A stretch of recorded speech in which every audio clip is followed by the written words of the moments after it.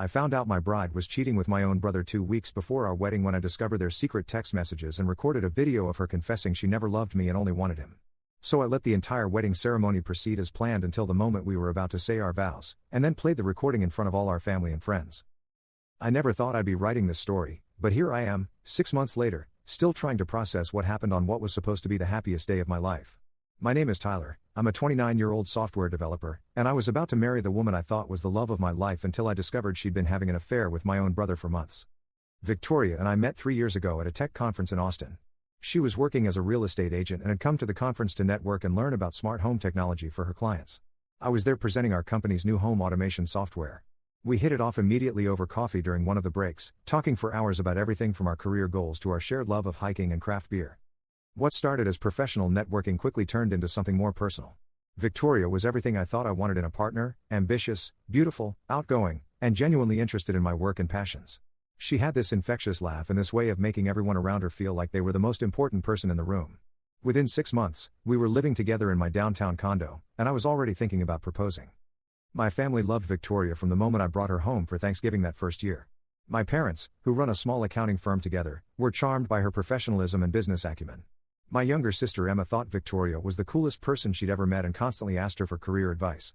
And my older brother Kevin, who manages a chain of upscale restaurants, seemed genuinely happy that I'd found someone who shared my ambitions and drive. Kevin and I had always been close growing up. He's 3 years older than me, and while we're very different personality-wise, he's more extroverted and social while I'm more analytical and reserved. We'd maintained a strong relationship into adulthood. We'd grab drinks every couple of weeks, he'd helped me move into my condo, and I'd been planning to ask him to be my best man long before I even proposed to Victoria. Victoria and Kevin got along well from the start, which I was thrilled about because I'd heard too many horror stories about partners not fitting in with family. They'd chat easily at family gatherings, and Kevin would often compliment me on how lucky I was to have found someone so perfect for me. Victoria would laugh at his stories about difficult restaurant customers and ask thoughtful questions about the business side of hospitality management. After dating for 2 years, I proposed to Victoria during a weekend trip to Napa Valley. I planned this elaborate sunset proposal at one of the vineyards we'd visited on our first anniversary trip, complete with a photographer hidden in the bushes and her favorite flowers arranged around the spot where I'd get down on one knee. Victoria said yes immediately, crying happy tears and telling me she couldn't wait to spend the rest of her life with me. The engagement period was everything I'd hoped it would be. Victoria threw herself into wedding planning with the same energy and attention to detail she brought to her real estate career. She created elaborate spreadsheets tracking everything from vendor contact information to guest RSVPs, and she had Pinterest boards organized by category with hundreds of inspiration photos for flowers, decorations, and reception layouts. We decided on a spring wedding at the Riverside Manor, an elegant venue about an hour outside the city that specialized in outdoor ceremonies overlooking a beautiful lake. Victoria had fallen in love with the property the moment we toured it, and I loved seeing how excited she got when she talked about exchanging vows under their famous flowering arch with the water sparkling behind us. The guest list grew to 150 people, including family, friends, colleagues, and several of Victoria's real estate clients who had become personal friends over the years. We hired a band that played a mix of classic rock and modern hits, a photographer whose portfolio made every couple look like they belonged in a magazine, and a catering company that specialized in farm-to-table cuisine using local ingredients. Victoria picked out a stunning dress from a boutique in the Arts District, a fitted lace gown with delicate beadwork and a cathedral-length train that made her look like something out of a fairy tale. I went with a classic black tuxedo from the same formal wear shop where Kevin had rented his tux for his friend's wedding the year before. Everything seemed to be falling into place perfectly. We booked the venue, hired all the vendors, sent out invitations, and received RSVPs from almost everyone on our list. Victoria's maid of honor, her college roommate Jessica, had organized a bachelorette party in Miami, while Kevin had planned a bachelor party weekend in Las Vegas with my college friends and coworkers. But about 6 weeks before the wedding, I started noticing some changes in Victoria's behavior that I initially attributed to pre-wedding stress. She'd always been organized and detail-oriented, but she was becoming almost obsessive about certain aspects of the planning, spending hours on her phone texting with vendors and making last-minute changes to arrangements we'd already finalized. She was also working later than usual, often not coming home until after 9 or 10 at night, claiming she was showing properties to clients who could only meet after regular business hours. When I'd suggest we grab dinner together or watch a movie to decompress from wedding planning stress, she'd say she was too tired or too busy updating her client database or preparing listing materials for the next day. Victoria's phone habits changed too. She'd always been pretty open about her texts and social media, occasionally showing me funny memes or messages from friends. But suddenly she was keeping her phone face down during dinner, taking calls in another room, and getting noticeably flustered when I'd glance at her screen while she was texting. When I asked her about it, she'd brush off my concerns and say she was just trying to close a few big deals before the wedding so we could afford our honeymoon in Italy without worrying about money. It seemed reasonable enough, and I didn't want to be one of those controlling fiancés who monitor their partner's every move. The bachelor party in Vegas was supposed to be a fun distraction from wedding planning stress, but Kevin seemed distracted the entire weekend. He was constantly checking his phone, stepping away from the group to take calls, and declining invitations to join us for certain activities, saying he needed to handle some restaurant business remotely. This was unusual for Kevin, who typically threw himself completely into social situations and rarely let work interfere with personal time. When I asked him about it, he said one of his restaurant locations was dealing with a staffing crisis and he needed to help coordinate hiring and training new employees remotely. His explanation made sense on the surface, but something felt off about the way he avoided eye contact when he talked about it and how he'd quickly changed the subject whenever I tried to ask follow-up questions about the situation. When we got back from Vegas, Victoria seemed more stressed than ever. She was snapping at vendors over minor issues, obsessing over details that seemed insignificant to me, and working even longer hours than before. When I tried to suggest we take a break from wedding planning and spend a relaxing evening together, she'd say she couldn't afford to fall behind on anything this close to the wedding date. 2 weeks before the wedding, everything changed. I'd taken a half day off work to help Victoria with some last-minute errands, including picking up our wedding rings from the jeweler and confirming final details with the florist. Victoria had said she'd meet me at home around noon, but by 1:30 p.m. she still wasn't there and wasn't answering her phone. I figured she was probably running late with a client, so I decided to get started on some work emails while I waited. I opened my laptop at the kitchen table, but the Wi-Fi was acting up and I couldn't get connected. I remembered that Victoria's laptop was in the bedroom and she'd told me her password months ago when she needed me to check her email for an important document while she was in a client meeting. I went to grab her laptop to check my work email, and when I opened it, her text messages were open on the screen. The most recent conversation was with a contact saved as K with a heart emoji, and the preview of the latest message made my blood run cold. "Can't wait to be done with this charade and finally be together properly," the message read. I stared at the screen for a long moment, telling myself there had to be some innocent explanation. Maybe it was about some kind of surprise she was planning, or maybe it was a conversation with a friend about something completely unrelated to our relationship. But something in my gut told me to look closer. I clicked on the conversation thread and started scrolling up through the message history, and what I found made me feel like the floor had dropped out from under me. Months of messages between Victoria and someone whose contact information included Kevin's phone number. Messages that started out as seemingly innocent check-ins about wedding planning and family events, but gradually became more intimate and personal. Recent messages that were explicitly romantic and sexual, including detailed discussions about their plans to be together after Victoria and I were married. I found messages where Victoria complained about having to pretend to be happy about marrying me, where she talked about how Kevin was everything she'd ever wanted in a man, and where they made plans to meet at his apartment while I was at work or traveling for business. There were messages about how they'd started their affair during my bachelor party weekend, when Victoria had supposedly been working late showing properties. Kevin had stayed in town, claiming he had restaurant business to handle, while Victoria had gone to his apartment instead of her own home. I found conversations where they discussed the logistics of continuing their relationship after the wedding, including plans for Victoria to gradually shift her real estate business to markets closer to Kevin's restaurant so they'd have more opportunities to spend time together without arousing suspicion. The most devastating messages were the ones where Victoria talked about her true feelings about our relationship. She described me as safe and stable but said she'd never felt real passion or excitement with me. She said marrying me was the practical choice because I had a stable income and would be a reliable provider, but Kevin was the one she actually loved and desired. In one particularly brutal message, Victoria had written, "Tyler is exactly the kind of man I should want to marry, but Kevin is the man I actually want to be with. I just need to get through this wedding and then we can figure out how to be together long term without destroying both families." I screenshot every message on her phone, creating a comprehensive record of their affair and their plans for the future. Then I forwarded all the screenshots to my own email account so I'd have proof even if Victoria discovered I'd found out and tried to delete the evidence. When I was finished documenting everything, I closed the laptop and sat in my bedroom trying to process what I'd just learned. The woman I was supposed to marry in 2 weeks had been having an affair with my own brother for months. She'd been lying to my face every day, pretending to be excited about our future together while secretly planning to continue cheating on me after we were married. The betrayal felt like a physical blow. Kevin wasn't just my brother, he was supposed to be my best man. He was the person I trusted most in the world besides Victoria herself. The two people I loved most had been conspiring behind my back, treating me like some kind of fool who could be manipulated and deceived indefinitely. When Victoria finally came home around 3 p.m., she acted completely normal, apologizing for being late and saying her client meeting had run longer than expected. She kissed me on the cheek and asked about my day, showing no signs of guilt or discomfort whatsoever. I managed to act normal for the rest of the evening, even though every word she spoke felt like another lie. We had dinner together, watched a movie on the couch, and went to bed at our usual time. Victoria fell asleep easily, apparently untroubled by the massive deception she was perpetrating, while I lay awake staring at the ceiling and trying to figure out what to do next. My first instinct was to confront them both immediately, to show them the evidence I'd found and demand an explanation. But something held me back. Maybe it was the software developer in me, but I felt like I needed more information before I decided how to proceed. Over the next few days, I started paying closer attention to both Victoria's and Kevin's behavior, looking for additional signs of their affair that I'd previously missed or dismissed. I noticed that Victoria's late client meetings often coincided with evenings when Kevin said he was working late at the restaurant. I realized that Kevin's distraction during the bachelor party had probably been because he was texting with Victoria, not dealing with work issues. I also started thinking about the logistics of what would happen if I confronted them before the wedding. Victoria would probably end our engagement, which meant dealing with canceling all the vendors, returning gifts, notifying guests, and explaining to everyone what had happened. Kevin would probably deny everything or try to minimize the situation, and I'd have to deal with the fallout within my family for years to come. The more I thought about it, the more I realized that simply confronting them privately would let them control the narrative.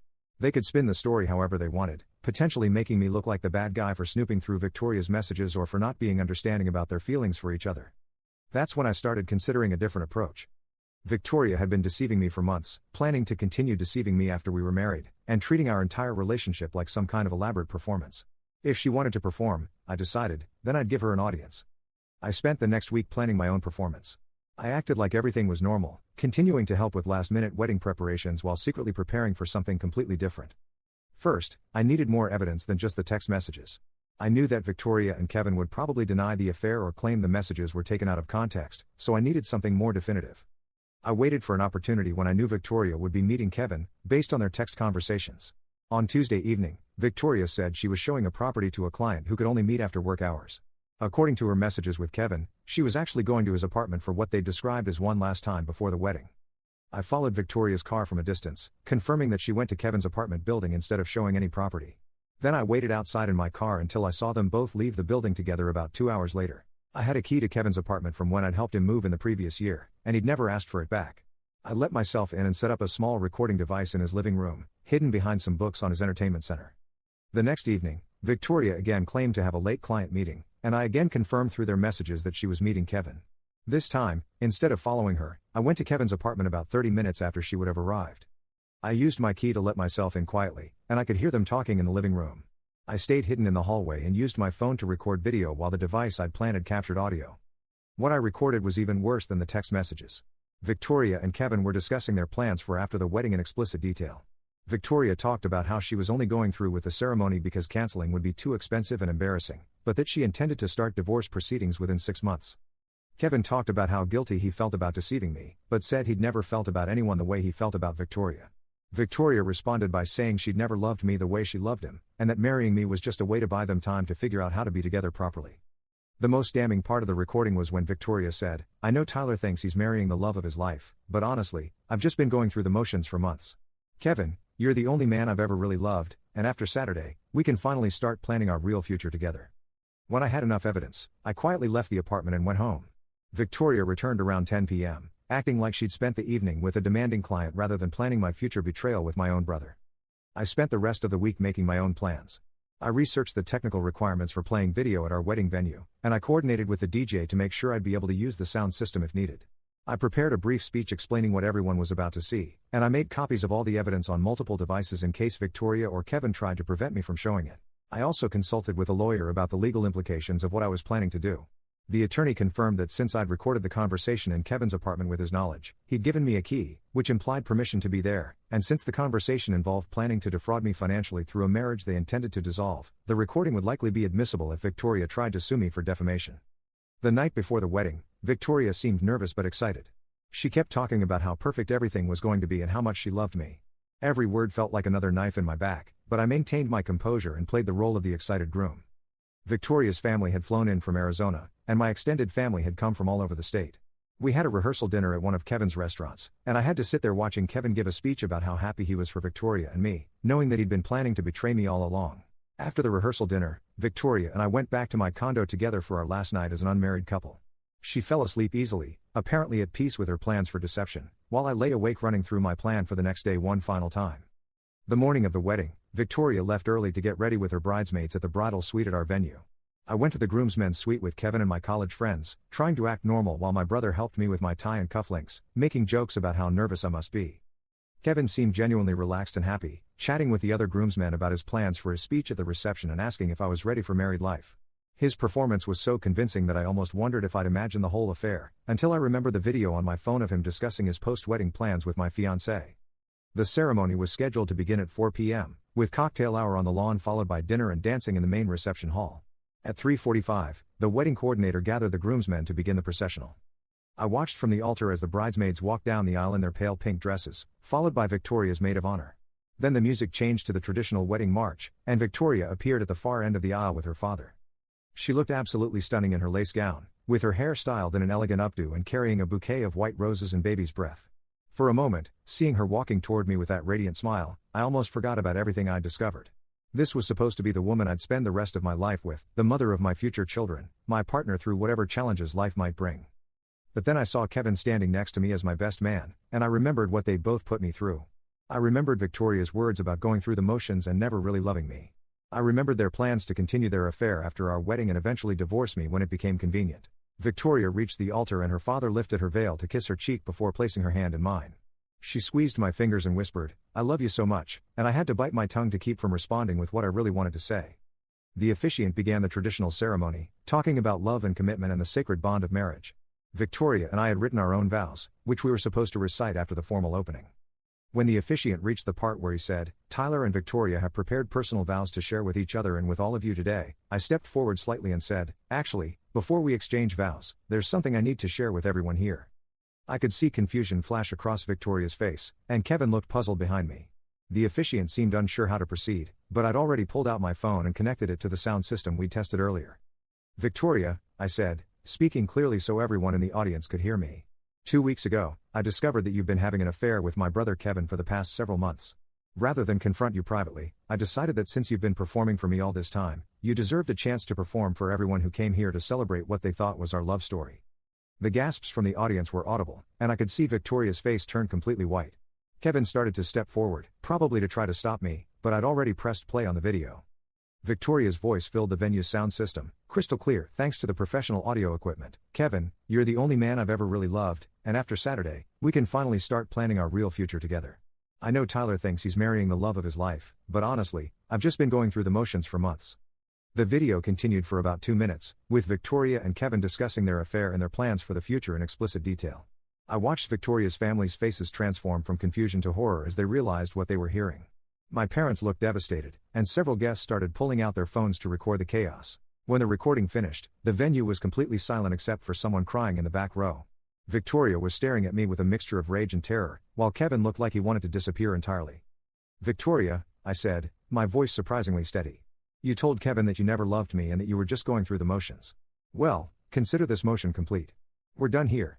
I pulled off my wedding ring and handed it to the officiant, then walked down the aisle and out of the venue, leaving Victoria standing at the altar in her wedding dress in front of 150 people who had just learned the truth about who she really was. Update 1. The immediate aftermath of the wedding was chaos, but I was surprisingly calm. I'd planned for this moment for 2 weeks, and while it was emotionally devastating to actually go through with it, there was also a sense of relief that the truth was finally out and I didn't have to pretend anymore.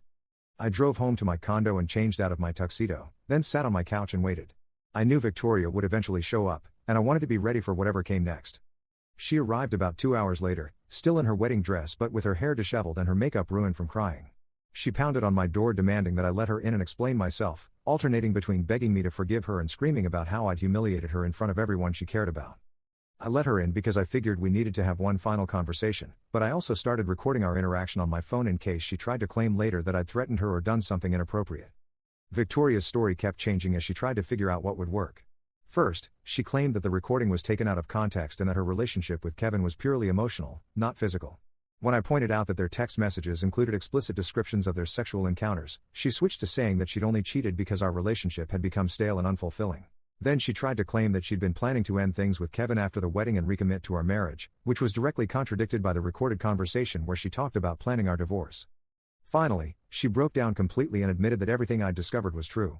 She said she'd fallen in love with Kevin during our engagement period, but had been too scared to call off the wedding because of the financial investment and social embarrassment. Victoria begged me to consider couples counseling, saying that she was willing to end things with Kevin permanently if I'd give our marriage a chance. She pointed out that we'd never actually gotten married, so technically she hadn't committed adultery, just infidelity during our engagement. I told her that the legal technicality didn't matter to me. She'd been planning to commit fraud by marrying me while intending to continue an affair and eventually divorce me. More importantly, she demonstrated that she was capable of lying to my face every day for months while planning to betray me in the most fundamental way possible. Victoria left that night, and I haven't spoken to her since. Kevin showed up the next morning looking like he hadn't slept at all. He tried to apologize and explain how the affair had started, but I cut him off and told him I didn't want to hear his justifications. What hurt the most about Kevin's betrayal wasn't just that he'd slept with my fiancée, but that he'd stood beside me as my best man knowing what he'd done. He'd helped me get dressed for the wedding, made jokes about marriage, and planned to give a speech at the reception celebrating Victoria and me, all while secretly planning to continue sleeping with her after the ceremony. I told Kevin that our relationship as brothers was over, and that I didn't want him contacting me again. He tried to argue that family should be able to work through anything, but I pointed out that family members don't typically sleep with each other's fiancés and then lie about it for months. The financial aftermath was complicated but manageable. Since the wedding never actually happened, most of the vendors were willing to refund a portion of our payments, minus their costs for preparation and setup. We lost money on the catering since the food had been prepared, and on some of the decorations that couldn't be returned, but it wasn't the complete financial disaster it could have been. Victoria's family was mortified by what had happened and reached out to apologize for her behavior. Her mother called me to say that they'd had no idea about the affair and that they were ashamed of how Victoria had treated me. Her father offered to help with some of the wedding costs since Victoria had been the one who'd broken our engagement through her infidelity. My family was devastated by Kevin's role in the betrayal. My parents were horrified that one of their sons had treated the other so badly, and they immediately made it clear that they sided with me completely. They told Kevin that his behavior was unforgivable and that he needed to find a way to make amends, though they stopped short of cutting off contact with him entirely. My sister Emma was furious with both Victoria and Kevin. She'd looked up to Victoria as a role model and mentor, and learning about the affair shattered her perception of someone she'd admired. She also felt betrayed by Kevin, who she'd always seen as the protective older brother who would never hurt family. Update 2. 3 months after the wedding disaster, I learned that Victoria and Kevin's relationship had imploded almost immediately.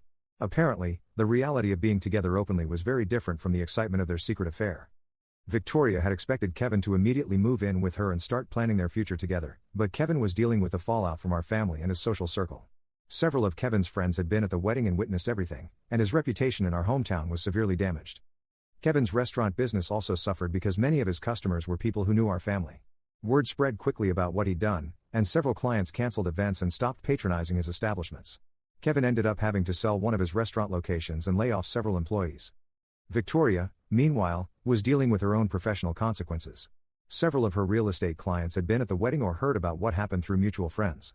Her reputation for trustworthiness and professionalism was destroyed, and her business declined significantly as former clients chose to work with other agents. According to mutual friends, Victoria and Kevin started fighting constantly about money, blame for the situation, and their plans for the future. Victoria felt that Kevin should have been more supportive and understanding about the consequences of their choices, while Kevin felt that Victoria's decision to go through with the wedding planning despite their affair had made everything worse. They broke up after about 2 months, with Victoria moving back to Arizona to live with her parents while she tried to rebuild her career. Kevin stayed in town but had to take a job managing someone else's restaurant after his own business failed. As for me, I was actually doing better than I'd expected. The initial shock and pain of the betrayal was intense, but there was also a sense of relief that I'd discovered Victoria's true character before we'd actually gotten married and potentially had children together. I threw myself into my work and started seeing a therapist to help process everything that had happened. The therapist helped me understand that Victoria's ability to deceive me so completely wasn't a reflection of my intelligence or worth as a partner, but rather a demonstration of her own moral character. I also started dating again, very cautiously. I was upfront with potential partners about what I'd been through, and I found that most people were understanding and even impressed by how I'd handled the situation. 6 months after the wedding, I met Rebecca, a veterinarian who worked at an animal hospital near my office. We started as friends, getting coffee together and talking about our respective careers and interests. Rebecca knew about my history with Victoria and Kevin because I'd told her early in our friendship, and she appreciated my honesty about what I'd been through. Rebecca was everything Victoria had pretended to be, genuinely kind, honest, and committed to building a real partnership based on trust and mutual respect. We took things very slowly, but after a year of dating, I knew I'd found someone I could actually trust with my future. Final update. It's been 2 years since the wedding disaster, and I wanted to give one final update because my life has changed so dramatically since then. Rebecca and I got married 6 months ago in a small ceremony with just our immediate families and closest friends. It was everything my wedding to Victoria was supposed to be, genuine, joyful, and based on real love and commitment rather than performance and deception. The contrast between planning a wedding with Rebecca versus planning one with Victoria was striking. With Victoria, everything had been about appearances and impressing other people. With Rebecca, everything was about celebrating our relationship and the future we were building together. Rebecca suggested that we elope or have a very small ceremony because she was worried that a big wedding might bring back bad memories for me. but I realized that I didn't want Victoria's betrayal to rob me of the joy of celebrating my marriage to someone who actually loved me. We had about 50 guests, including my parents and sister, but not Kevin. My parents had maintained a relationship with Kevin over the past 2 years, but they understood that I wasn't ready to have him at my wedding, and they respected my boundaries. Victoria had moved back to Arizona and eventually rebuilt her real estate career, though she never regained the level of success she'd had before. According to social media, she'd started dating someone new, but I didn't pay much attention to her life anymore. Kevin had also moved away from our hometown, taking a job managing a restaurant in another state. He'd reached out to me a few times over the past 2 years, trying to apologize and rebuild our relationship, but I wasn't interested in reconciliation. Some people thought I was being too harsh by cutting Kevin out of my life permanently, but my therapist helped me understand that forgiveness doesn't require maintaining a relationship with someone who's hurt you. I could forgive Kevin for what he'd done without trusting him or wanting him in my life going forward. The experience taught me a lot about the importance of paying attention to red flags and trusting my instincts. Looking back, there had been signs that Victoria wasn't who she pretended to be, but I dismissed them because I wanted to believe in our relationship. With Rebecca, everything felt different from the beginning. There was no constant anxiety about whether she was being honest with me, no need to question her motives or wonder if she was hiding something. Our relationship was built on open communication and mutual respect, and I never had to worry about whether she was performing happiness rather than actually feeling it. Rebecca understood why I needed complete transparency in our relationship, and she was patient with my occasional moments of insecurity or doubt. She never made me feel bad for needing reassurance, and she consistently demonstrated through her actions that she was committed to our partnership. Looking back, I'm actually grateful that I discovered Victoria's affair before we got married rather than years later after we'd built a life together. The public humiliation at the wedding was painful, but it was also cathartic to finally stop pretending and let everyone see the truth about what had been happening. The experience also showed me who my real friends and family were. The people who supported me through the aftermath were the ones who truly cared about my well-being, while the people who criticized my handling of the situation or suggested I should have forgiven Victoria and Kevin weren't people I needed in my life. I'm happy now in a way I never was with Victoria, even during our best times. With Rebecca, I don't have to wonder if she really loves me or if she's just going through the motions. I don't have to worry about whether she's being honest with me or planning to betray me. I can just focus on building our future together based on genuine love and trust. The software developer in me appreciates that life, like code, sometimes needs to be debugged. You have to identify the problems, understand the root causes, and then implement solutions that prevent them from happening again. Victoria and Kevin were bugs in my life's code, and removing them allowed everything else to function properly. Sometimes people ask me if I regret exposing Victoria and Kevin so publicly, and the answer is no. They'd made the choice to betray me publicly by planning to go through with a fraudulent wedding ceremony. I just made sure that their audience knew what kind of performance they were actually watching.